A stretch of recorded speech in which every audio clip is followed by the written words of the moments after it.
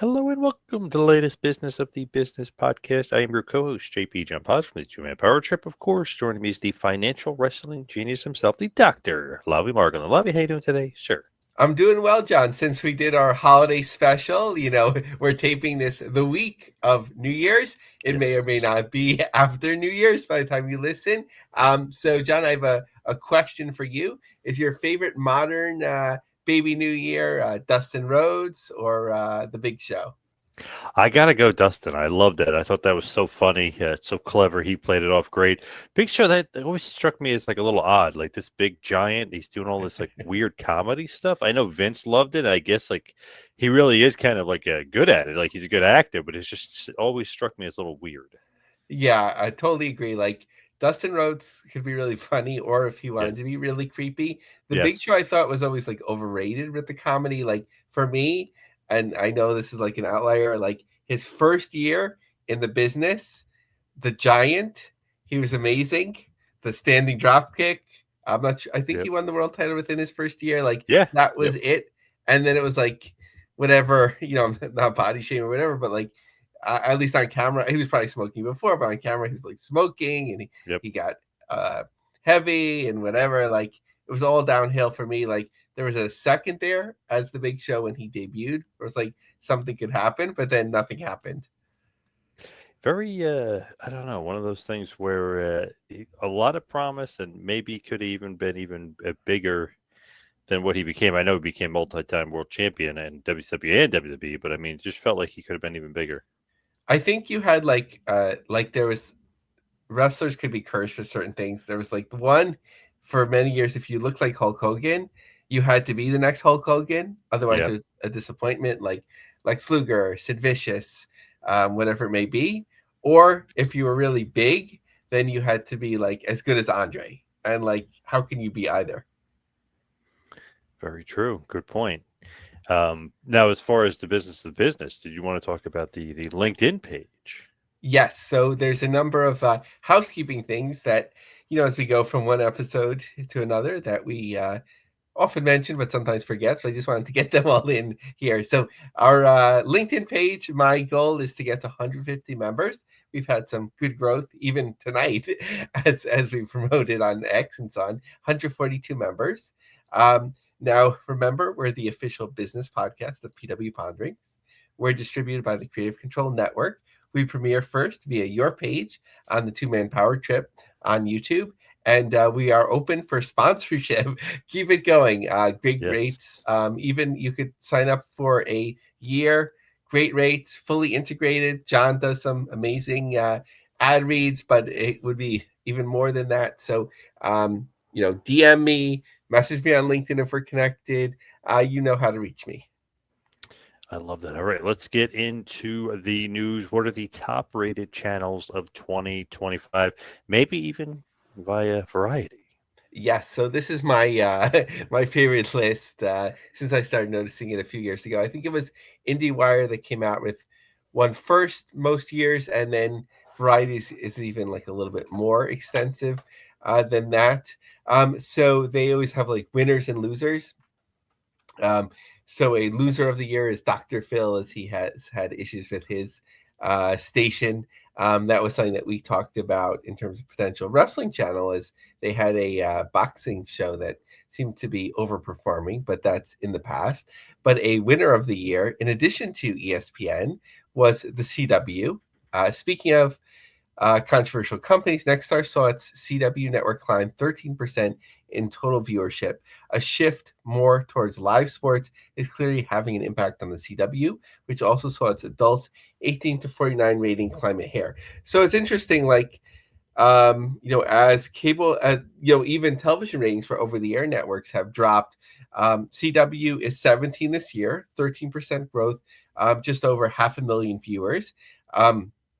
But I thought that they were doing much better than 2022, but I just wanted to do a comparison. So in 2022, they had lost 29% of their viewership and they were doing 574,000. So just it goes to show how ratings are dwindling.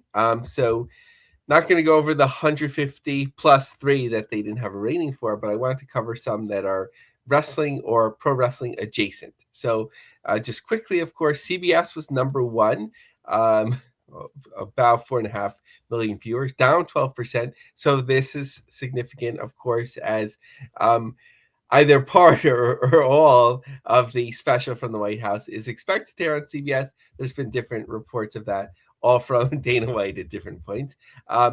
Looking at the significance of SmackDown leaving Fox, just the importance of Fox, of course, it's a big four network. It's number 4 this year at just over 3 million viewers. ESPN, which is like really surprising, but not so as much with live sports, that they did almost 2 million viewers, plus 18%. TBS, 616,000, so down 17%. I think when I was looking at 2022, it was a little bit over 900,000. So big drop off there. USA Network continues to fall, down 30%, 472,000.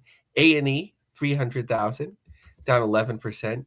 Number 33, AMC, 286,000, down 10%. Vice, down 37%, just 37,000 viewers. So that just shows how important Dark Side of the Ring is to the network. PN Sports up 50%. Well, they had, somewhere to grow because 3,000 viewer average. PN Sports Espanol tied with them, which is actually usually ahead. They're down 25%. And Access TV, I don't know what happened. I think they might have stopped subscribing to the Nielsen ratings because they had a not applicable or not available, I guess, 0 rating. So not that no one watched it, but I don't think it was rated this year. Any surprises in those numbers to you, John? I don't know. I'm always kind of just surprised, just overall, of like the negative. You know what I mean? I guess just because everybody's kind of like leaving the traditional cable world. So whenever I see a positive, I'm more shocked. Like if like ESPN's up, like I know that surprises me. Maybe because of sports. John, stop me if I told this story on the show before, but my wife and I were looking at the cable bill and we're like, forget about this already. Like I was kind of being lazy, like because we basically are just using the internet. So I really Yeah. wanted Yeah. to cancel it, but they dropped the price like more than 50%, just so that I wouldn't. And I was like, okay, fine, just like keep it another year. I think it's probably, I mean, they advertise a better price for the internet, but it's probably like the same price or whatever. So I think the idea is that like if somebody cancels cable, you'll never get them back, but like give them the best price possible, and that's you'll retain them. Yeah, crazy. I feel like they're just, I don't know, they charge through the roof for the cable bill. And we, obviously we got rid of it, but the streamings are getting out of control. Can't get away Yeah. from it. One thing that I'm looking forward to, I guess, is that we subscribe to Amazon, so we have Prime, and Disney Plus.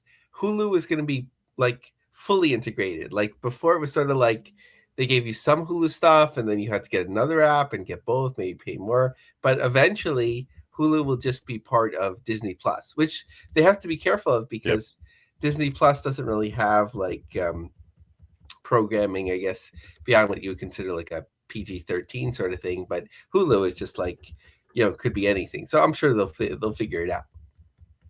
So as far as Jerry the King Lawler is concerned, obviously one of the all-time greats, one of my faves. What is going on here? I was shocked to see this. He's, obviously he had a stroke. He had actually a couple strokes, and obviously he's 70 plus years old. What is going on? One more match for the King? Yeah, so I've been thinking about this, John, probably too much. Probably assuming, which I always wrongly do, that in a holiday week there wouldn't be much news. So I was like, what if we dissected all the different ways? But the first thing that I want to say, as the politicians say, let me be clear, I don't think he should wrestle again, right? Like, according to what I found, like, at least in terms of the what do they called it? I think strokes that he had, or at least incidents. 2018, he had one. 2023 was his second. That affected the left side of his body, impacting speech, writing, and ability to draw. And September 2025, he had one that affected his right hand side of his body and his vision. Let alone, the I think that was a hard issue on Raw and all that sort of thing. So, like, first of all, like, no, don't do it. But being the business of the business, if he really needs to do it, let's figure out A, maybe a safe way of doing it, and B, what's good for business. So I think I came up with the answer, John. You let me know what you think. So did you ever see those clips from the FedEx Forum when they have wrestling night? Oh yeah, of course, yeah. So, it's kind of light and people don't expect too much. And Jerry Lawler, like, right, like he's best known for Andy Kaufman thing. So here's how I would book it. I'd have the what is it, the Memphis Grizzlies, Hmm. their mascot or equivalent dress like Andy Kaufman, and he would taunt Lawler, and all Lawler would need to do would be to punch him and to put his foot on him, and they'd count 1, 2, 3, and then the mascot takes off the mask and it's somebody like familiar, maybe like a Jeff Jarrett, and then he has like, it's a high profile goodbye. It's maybe even sold out because of the basketball game or whatever. Like, I think actually having a match, and from what I read, I think he can walk, without what people often get, a limp or a challenge in that way, but like doing something for Memphis Wrestling in their Wrestle Center or in Minglewood Hall or the parking lot of the Mid-South Coliseum or the Pipkin Building or Lander Center or Jackson Coliseum, the Oman Arena. Like, yes, you can draw people, and somebody like Jeff Jarrett could probably lead him through a safe match, or like, I don't know if he'd want to do it, but like Kane could come back and like bump for him, or you have like a Tommy Rich or Doug Gilbert, but like, what's the risk, inherent in that? It just doesn't seem like a smart idea. So what would you do, John?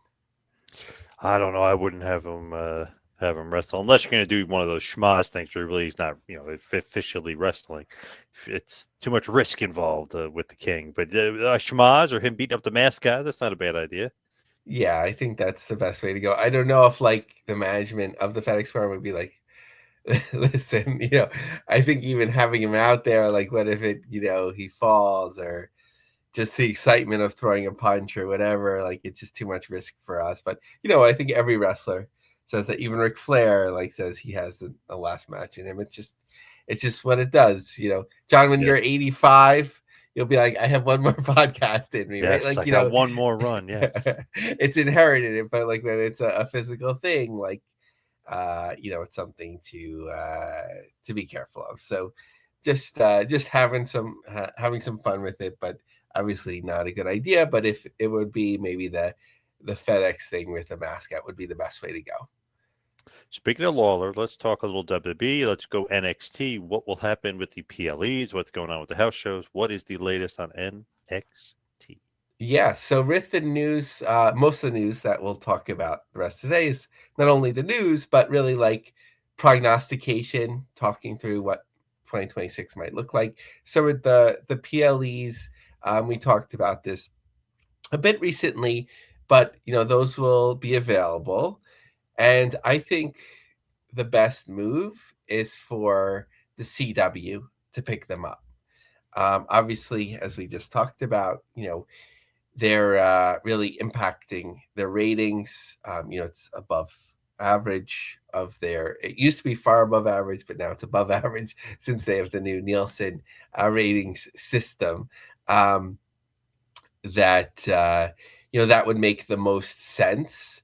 I think just like being isolated on another type of platform, wouldn't make as much sense. I don't think it would be that impactful on Netflix. It would just be like a quick add-on, and it'd be hard to like keep that unique. And I think they're continuing to build something. NXT used to be higher profile, then it got lower profile, and they built it back really well recently. So I think that's something that you want to keep separate and unique. One of the things that came out this week was some reporting that NXT tapings will probably be more on the road, that may be part of their contract with the CW, which is always a smart thing. Like wrestling tends to get stale when it's in the same place week to week. It seems to go well though, like when they tape at the Performance Center for NXT. Not that I'm watching week to week, but like there seems to be like a freshness to it. So I'm less concerned, but it is good to get on the road. But in terms of getting on the road, house shows is something that we can keep taking a look at. So talking about Kane, having nothing to do with the show, but Knoxville, Tennessee, WD presents NXT Live January 29th. So it looks like a small use of the building, according to Ticketmaster. A fair amount of tickets around the ring gone, but fair amount here and there still remaining. Nashville, Tennessee at the Pinnacle on the 30th. Plenty of tickets still remaining. Looking closer to ringside, the front row is sold out, but plenty of tickets in the second row still. As for their January 31st show, which will be in Birmingham, at the Batwell Memorial Auditorium, as it should be. Hard to tell from the map, just because it's color-coded, but you can't tell how many tickets are distributed. And then, of course, Center Stage in Atlanta on February 24th, 577 tickets distributed thus far. Clearly, that will be a sellout of that small venue. Now, when we think about like the Coconut Tour, the Florida Loop, like we've talked about this before, but it's easy to imagine that like they're doing shows all the time, but they're really not. So, okay, so let's say we have Florida at the end of the month. We have them on the road at the end of the month, 3 shows. Then they'll have, their shows in the Performance Center where they're recording. So that's the number of shows. But in terms of just getting out there in Florida, January 9th and 10th. So Davenport, Florida, Sanford, Florida, 16th and 17th, Melbourne and Dunedin. So that's all for January. So about, I guess for like wrestling today, right? Like if you add that all up, that's about 10 shows. So that's decent. But I don't, you have so many people at the Performance Center, right, that need the reps or at NXT. Then in February, you have them 6th and 7th, and then the 20th in various Florida states. In March, you have thus far March 13th, March 20th, and March 21st. It just doesn't seem like enough reps to me, John. Yeah, I don't know. I always feel like they never have enough house shows, and I don't kind of get why that is. I feel like there's got to be more, and even like wrestlers need to get more shows in there and more reps. I just feel like it's definitely not enough. Yeah, it's good to see the out of state shows or the more ambitious shows starting to grow. So hopefully that will be something that they continue to do. And if they have trouble drawing it, it won't be easy when you're not marking it as a premium event. And that's what it seems like people are willing to go to these days and spend money on. You have main roster talents that you're not using as much. And depending contractually, you could look at it like in a regional way. Are there talents that are from that area or have a connection through their college athletics or whatever it may be to do the PR and to supplement those shows? Because the NXT roster may not be enough. But what's interesting is that as we go back to like the ratings, it's interesting that the CW is now a higher rated network than USA. So even though the ratings are lower for the WWE programming, they're on a higher profile network.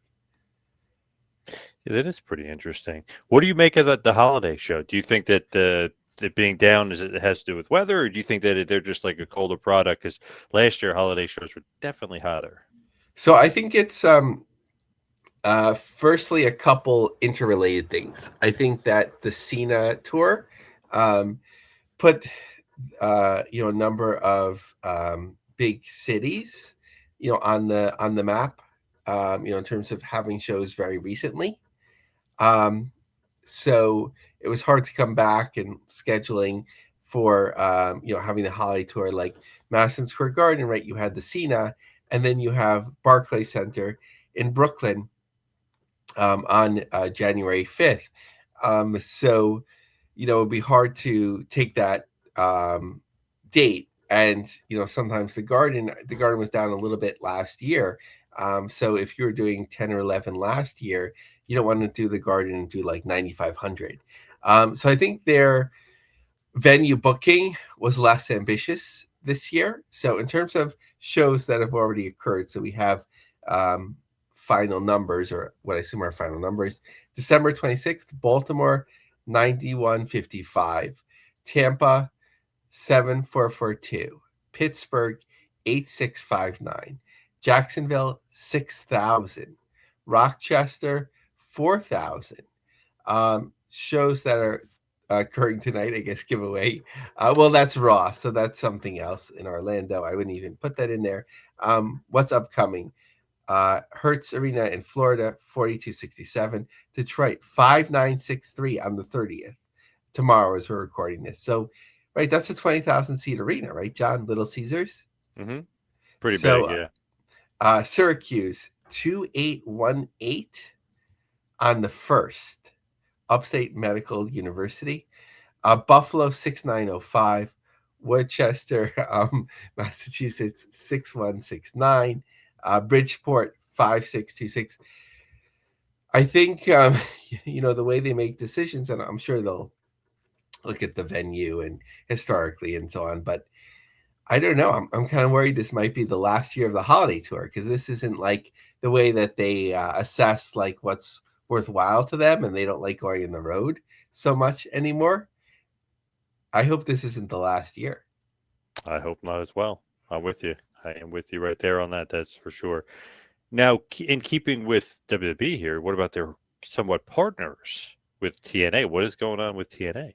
Yeah. So first, the prognostication is, as we've talked about, John, the AMC is doing 200 did weekdays 286,000, or well, not weekdays, in prime time, 286,000 viewers. So I'm just not afraid, but I'd be concerned. Like, what type of rating is TNA going to be able to do? Usually, you have to exceed the station average for success. So, for a network that does 286,000 viewers, if you do 150,000, 175,000, that's pretty disappointing. And I know you don't throw a lot of money into advertising like at this time of year, but thus far we've seen two ways that they're advertising. One is like continuously on AMC, which is good because we've seen it during Star Wars and Elf, and it seems to be a popular rating for movies during the holidays, so that's good. And you have talent that their contracted talent that's pumping it up on social media, so kind of getting the word out, but not in a huge way. So I think the rating might disappoint. Another question mark is, are they going to be proactive in signing free agents? Either retention, which I think will be more likely, or getting somebody that will be a difference maker. I don't think they're going to get Jericho from the reports that are out there. Looking ahead to their debut on AMC, Curtis Colwell Center, thus far, 1,474 tickets distributed. Genesis, 1,673 tickets in the same venue. Albuquerque, 635 tickets in a setup of 2282 in a venue that's very large, relatively. And the second day, 593,000. Interesting. Do you think that they're going to, I don't know, start selling some more tickets, or do you think that's kind of what you're expecting from them? I think they've been good at finding a way to move the needle on those numbers. I think certainly they're not so far away in Garland for 2,000 already. They could get 2,500, 3,000, however they do it, sold or distributed. In Albuquerque, they have some more time. Not that much time, 3 weeks. So I would say they'd get at least 1,500 in the building one way or another. But I would be concerned; those aren't like the hottest numbers coming out of the gate there. As far as New Japan Pro Wrestling is concerned, what's going on? How's Trenton doing? So Trenton has crossed the 1,000 ticket threshold for February 27th, 1,038 tickets remaining. Um, but just thinking about 2026, I think, of course, their key is their relationship with AEW, which seems to be very solid in terms of talent sharing, even as we talked about last week. Their New Japan's world champion, right, is a regular with AEW. It's not just passing through. Right, is he with AEW more than he is with New Japan? And they have that basically one show a year. That November show that usually takes place in Seattle, like it seems to be they don't even do it with New Japan. So that's like really their key to the US. I don't know, like what should they do after Trenton, right? There's not really like a path forward. I would just like leave things alone, like maybe to look for opportunities here and there, kind of like what some of the Joshi promotions are smartly doing, not just touring regularly, but like when there is an opportunity, just like making the most of it. What would you do, John, if you were the president of New Japan USA? Got to get some better talent there if you're going to continue working with AEW. I don't even know if I necessarily want to, because it makes your shows less significant if you can just see them in AEW, or if they've been in America too many times. The best thing about the New Japan guys when they came over here was just like, oh, it's very scarce. You kind of had to see them those few times that they were here. Yeah, that's a great point. I haven't even thought about that in a while, and that used to be like a question with like Ring of Honor, and like they're both doing really well. I was like, should they split? Should they work together? Can they do both? Um, I guess it really comes down to how much do they make on that one big show from AEW a year. I think it's sort of like that rights fee, um, and domestic show a year, and what other considerations are there, because I think when they run themselves in the US, I would assume that they're losing money out the door, and why does that make sense except to show investors that you're an international company? But if it doesn't help the bottom line, it just doesn't seem like a great idea. What is going on with Game by Changer Wrestling and Nick Gage? It looks like he's in pretty damn good shape. Is he lining up something? Is he coming back? It's Masha Slamovich coming back. What's the latest? Yeah, so first with Nick Gage, so glad to read the news sent by Brett Lauderdale. On October 1st, this guy was face to face with death. In less than 3 months, the turnaround is shocking and remarkable. This is what it looks like when you break free from decades of addiction and finally start believing in yourself. The king is back, and I couldn't be more proud. MDK. Um, so, I would assume that, GCW will be somewhere where he will base himself once again, whether he's wrestling or not. He definitely has shown, whether it's a desire, just a practical need to wrestle for some of the promotions. And Brett was alluding to that in follow-up posts. That other promoters weren't as concerned with his health and just wanted him as a draw, but with GCW, as we'll see, like they're of course struggling like many others at the gate, and to have the heart and soul of the promotion, even at 45, of course, would be significant. Something to think about with GCW: are they leading into more of the bloodier promotional events? I know that kind of sounds funny because they never went away from it, but they do have that like sort of balance where they're that, but then other times, like at the baseball stadium or at the mall, it's more like mainstream wrestling, and it's hard, like sort of like if you like wrestling, come to this, mainstream type of experience, and it's hard to have the balance of that too, the duality of promotions, I guess. Now with Masha, I just put it here, nothing on the GCW front, but somebody had to be the first one to take the leap, and at least in terms of announcing it, I'm assuming if this will continue to be her profession, she's going to have to, her primary profession, start working somewhere soon. but Marvelous in Japan, which I'm not familiar with, they're having a 10th anniversary show at Yokohama Buntai.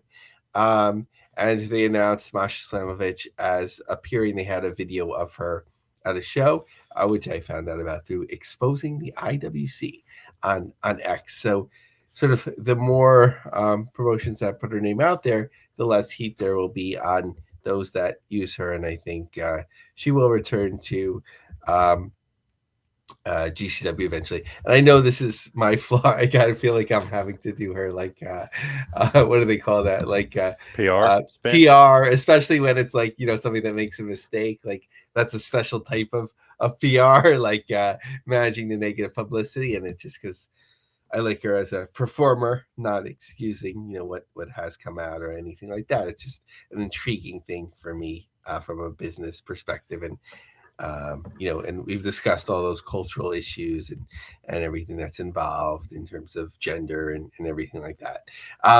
But just looking at their shows ahead. So at the moment, people are not necessarily looking to celebrate New Year's in Ridgefield Park, New Jersey, at the wrestling venue there. There's still some front row tickets available, but I think in terms of an intriguing Triller content and events, why not? I'm noticing besides, well, we'll take a look. There are less shows where they need to fly talent out, or at least the main staff in and out. So even if you don't do so well at the gate in New Jersey, obviously that's generally a cost saving. But in terms of their best looking news at the moment, One Night in Berwyn, which we talked about a number of times, there were some general standing room only tickets put on sale. Those are probably sold out at the moment. It was previously sold out, so kind of figuring out ways to pack that out a little bit more. But January 17th at Gillies, 10 or more tickets, second and third row, some tickets still remaining on the stage. In Philadelphia at Harrah's, 10 or more front row tickets available in the first, second, and third rows. John, have you ever been to the casino there, Harrah's in Philadelphia? No, I've driven by it a bunch, but I have never been. I've actually was thinking about maybe doing a wrestling show there for GC Dub, but I've never been. Cool. January 31st. I'd love Yeah. to get your thoughts if that opportunity aligns. February 14th, back to LA. They, as we've talked about many times, they generally tend to do very well there. It's one of their strongest markets. At the moment, though, 10 or more tickets remaining in the second row and beyond, a few tickets on the stage as well. Mesa, Arizona, 10 or more tickets in the second row and beyond. Number of other shows still on the books, but a little bit early probably to look at the ticket sales, or even if they're on sale. So in Kentucky, talking about leaning into blood more, Kentucky will be a bloody show March 6th, and it's a triple shot. Columbus, Ohio, on March 7th, and then Chicago on March the 8th. And that is, you know what? One thing will lead into the next. So probably good to jump ahead to the Triller section. So Yeah. I guess with the GCW, the question that we have is obviously the continued strength of Triller or challenges there, and if GCW would need alternative distribution. I think like when we started thinking about the problems maybe even 2 years ago, it was sort of like how it would affect the wrestling ecosystem. And I think now a lot of promotions have, even if they're still there, they've kind of found other alternatives or balanced it out in other ways. So I think really it would affect GCW the most in a way that would be noticeable. But looking at Triller, what other promotions lean on it most? Progress Wrestling and Defy Wrestling partner for live streaming multiple events. Now, Defy has their own, I don't know if it's on demand or streaming service, what you would consider it. And I think even Progress too. So they're good. Wrestling Revolver, House of Glory, Insane Championship Wrestling, WXW, which has its own service. OVW, which I think, well, they do have the pay per view thing as well.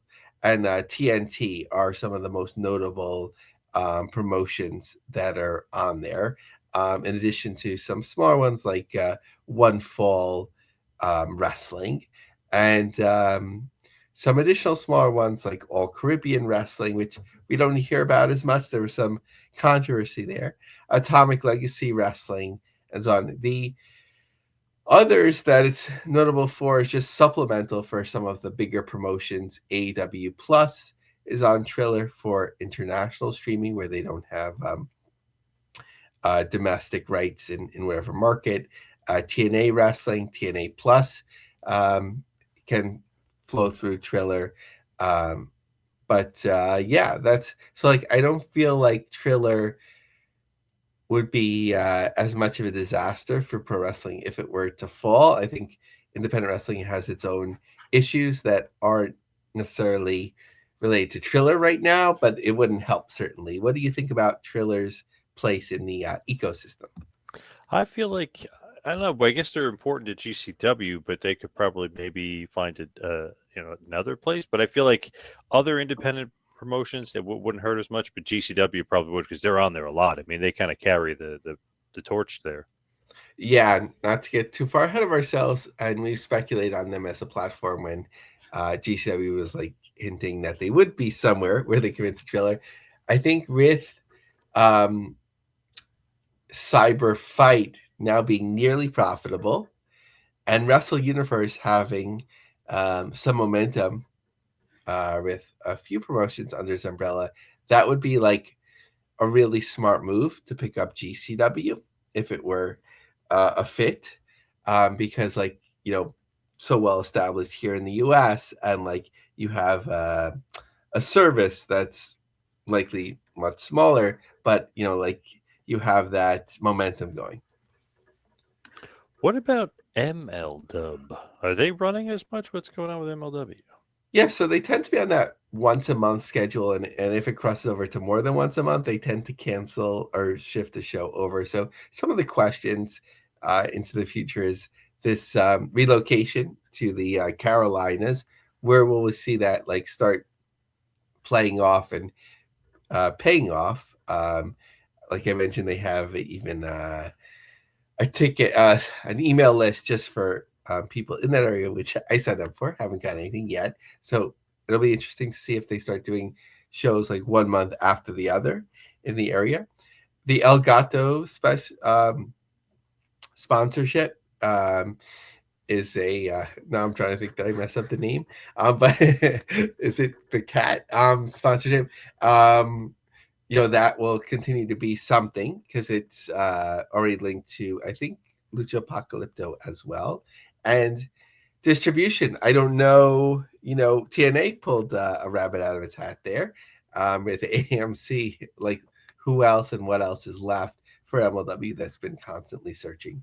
So just to look at their forthcoming shows, the Battle Riot, which I think is like a little bit cheesy. I think it's a little bit overplayed in their 8th edition, but what do I know? 366 tickets distributed in that way. Lucha Apocalypto is basically sold out in terms of reserve seats, with bleachers available.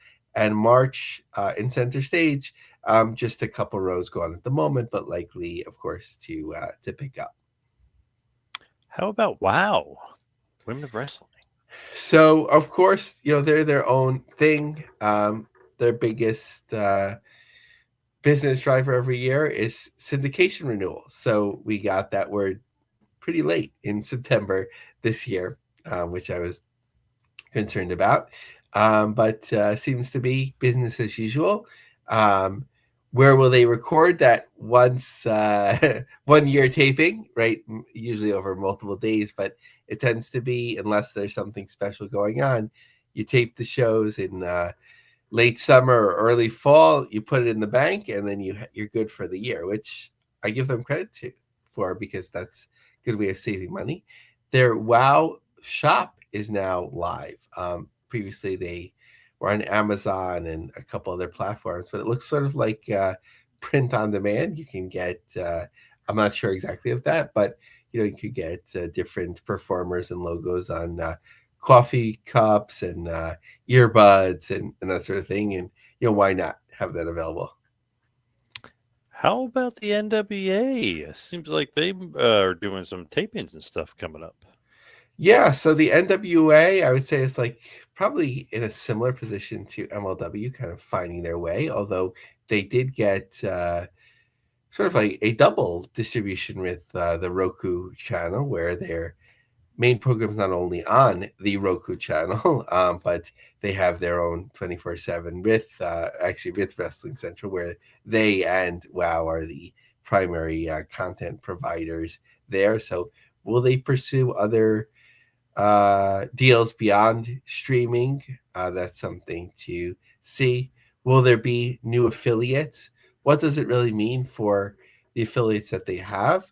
Most of them tend to be tied to the main promotion, which is a good thing. And Tampa, I like that they tape in these like PBS studios or whatever. It just makes sense. And in terms of their main events, that this February 21st show is where they'll be taping most of the programming. And of course, finally, your favorite topic here and there.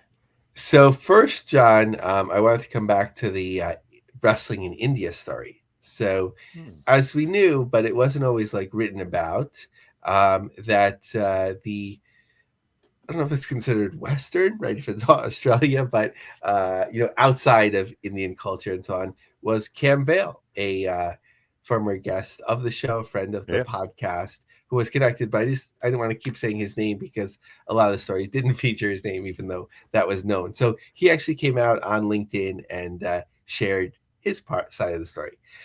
One of my final posts for 2025, India focus on this one. To my dear friends in India, my network and friendship group has exploded this past year in India and was already pretty good due to wrestling, hockey, and so on. The irony was a lot was due to a startup project in wrestling that got so close to being delivered until the main investor, let's call him SV, proved to be not what he said he was. But it did introduce me to so many of you. So one bad person can't take away from dozens of great people is the theme of the story. What a vibrant place India is for sport and sports technology. Stay tuned. India, Australia Sports Alliance in 2026. And then he posted pictures for the Great Khali and so on. And, reflecting back on what we talked about, what was it, just last week or maybe 2 weeks ago, that story was that I guess Cam's team got so close, but then these distribution networks decided that they didn't want a westernized, or however you define, non domestic Indian product, that they wanted it different. So they were almost about to distribute it, and then they're like, it's all good, but we're going to do it a different way. And that made us both concerned. So that's closing the loop on that for the most part. Uh, Winter Wonderland Slam brings Santa and suplexes from the Pahrump Valley Times. Christmas is a time to share love and joy with others, but that doesn't mean there's room for a bit of rivalry too. With the holidays in full swing, the community was treated to a rumble in the rain as wrestlers descended on the town for the third annual Winter Wonder Slam, an all-free event hosted for one specific person, bringing smiles to faces in honor of the most wonderful time of year. It took place December 21st inside the McCullough Arena, where a pro wrestling ring had been set up in anticipation of the fights to come. The crowd was estimated at around 2,300, and people were ecstatic about the enormous turnout. It sounds like it's indoors, but all the pictures I saw were outdoors, so a little bit confused by that. Have to maybe take a look into that later.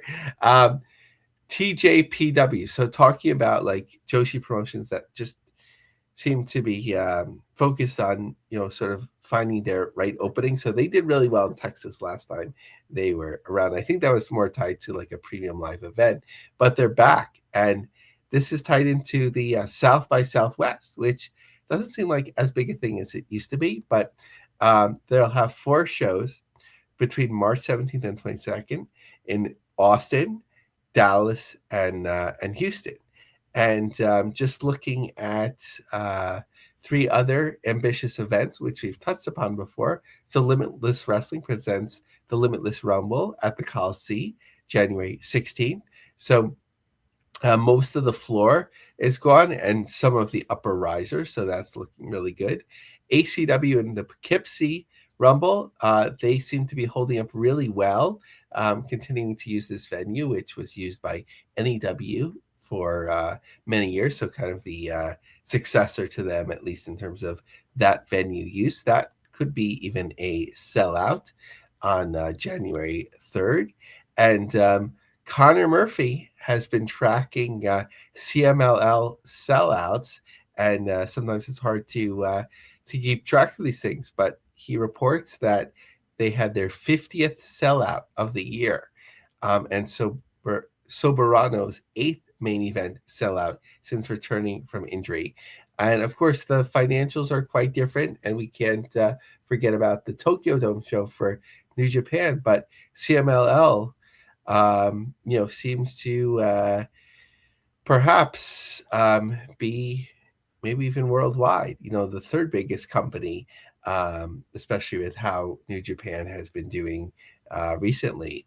Obviously, a great business success for them over 100, maybe 100 years or over 100 years, or soon to be 100 years, as we compare the lucha market with AAA now tied in with WWE. 92 years. 90. They just had their 92nd anniversary show. Great match. Mystico versus MJF. Title versus Mask was the main event there. So it's great stuff. CMLL is absolutely killing it. Over 1 million tickets sold throughout the year. 50 sellouts. Pretty amazing year for CMLL.